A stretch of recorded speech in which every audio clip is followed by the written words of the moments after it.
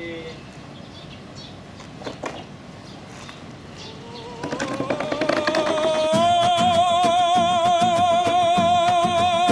memegang watak sebagai Ina, seorang cleaner daripada Indonesia. Cabaran dia memang lorat.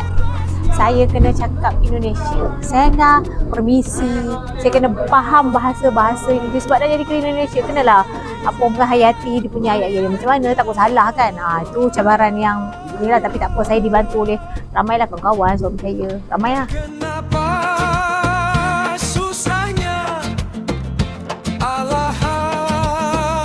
Kisahkan tentang Hafiz.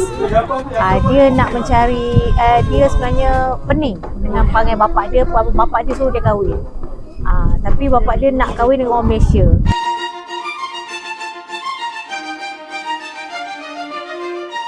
Memang banyak benda terjadi kat situ, so orang kena tunggulah apa yang jadi.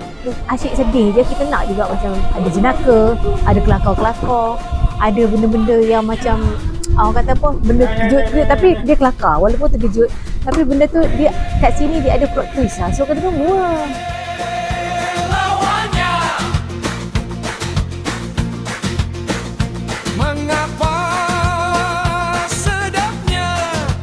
Ketupat Keras ni akan ditayangkan di YouTube Pekat Padi pada Ramadan ni. Jangan lupa tengok lah. Marilah